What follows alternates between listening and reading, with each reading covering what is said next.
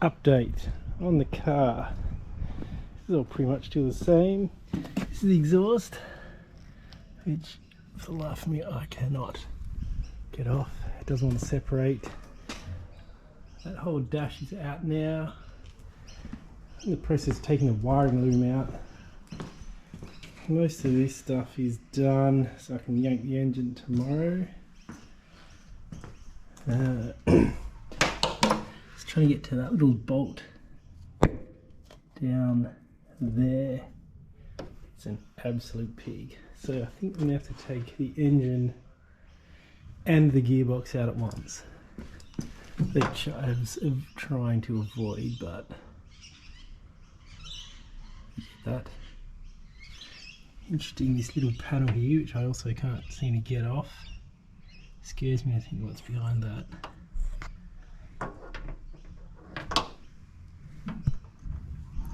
This is the thing I wanted to show. That thing there. These are disgusting, but who does this? That is a massive plate with 4 bolts. I'm assuming to cover a rust hole. I can't think that's factory Fiat. There's the exhaust running all through there. Tried to cut it, it was at a weird angle, so I couldn't quite cut it. So I'm probably going to get a better cutting disc tomorrow and just chop it, because I'm not keeping this exhaust. I'm probably going to go a stainless twin, exit out the back, and new stainless headers. Look at that. That is doozy. See, the thing about this car is, like, this looks okay. I don't think there's any bog in that. And then you come up here, this looks like it's bogged down through there. And there's rust all through here. That bit there's a bit of an issue because that's eaten through the chassis a bit, but it's only a small area, so I'm assuming that's going to be easy-ish to fix. And then through here, this all looks okay.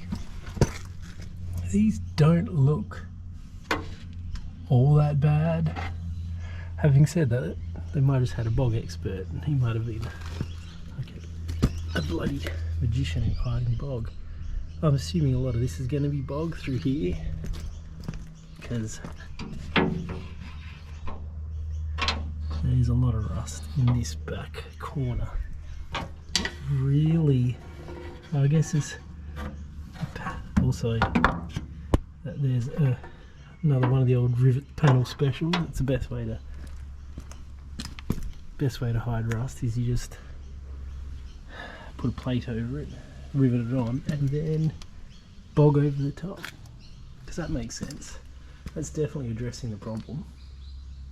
I reckon there'll be a bit of rust behind this skin. You can see in there. Definitely bogging this panel. So as soon as I yank that, oh, also this brake keeps on seizing on, which is pushing it in and out of the driveway. Pretty interesting. So after I yank the engine and transmission out, I'm going to take the rest of this wiring loom off, and then I'm going to go to town with the sounding discs, and that will really show me where all this rust is. I think the key to stop being depressed when you find all this rust is when you find a new bit of rust, look at something like that side and you think it's beautiful, lovely, no rust. So when you find the rust, just look at those areas and say, well, at least there's not rust there. So that's where we're at after day, what is this, picked it up Sunday, started Monday, Tuesday, Wednesday, Thursday. That's 4 days. 4 days, engine will be out tomorrow, transmission will be out tomorrow. And then all that wiring come out. Then I can get started on finding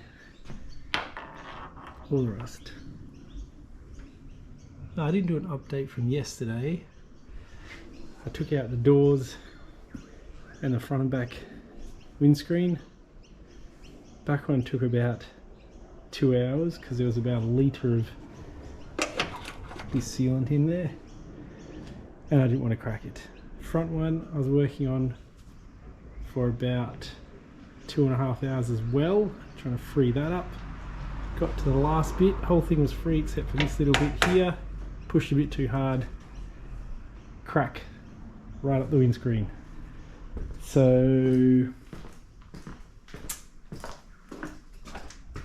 windshield, interesting spelling. That's gone on the list.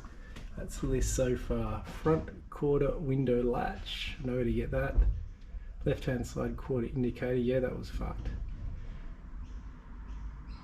Window latch, door trim, air duct. Oh, this is that's the hoist I got on special, bloody bargain, and that is going to pull that out. I have a feeling that exhaust, which I cannot separate, is going to pose an issue, along with down there. I'm not sure if anyone can see that. That is the steering arm. So that might get in the way of the transmission coming out, but we will see. What else? If I don't get tetanus from this car, that will be a miracle. I have got so many cuts due to this bloody car. I'm actually looking forward to ripping in and actually finding out where the rust is. I don't like the unknown, I like knowing exactly where it is. So what I might do when I'm doing that is a time lapse of me burning through panels. You'll see a smiley face or an unhappy face during that process.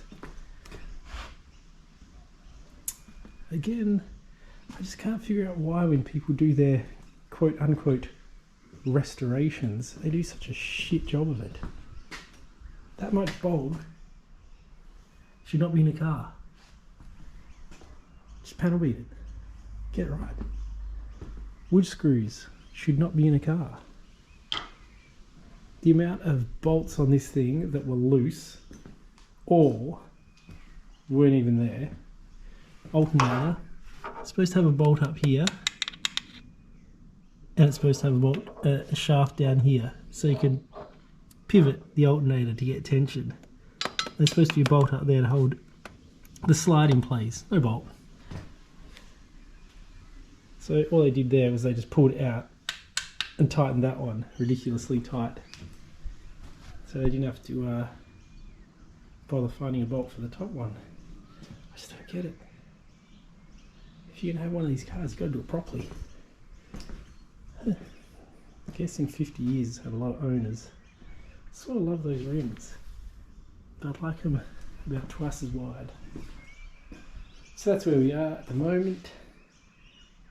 I'll do a time lapse tomorrow, I think, burning through these panels. We'll see how we go.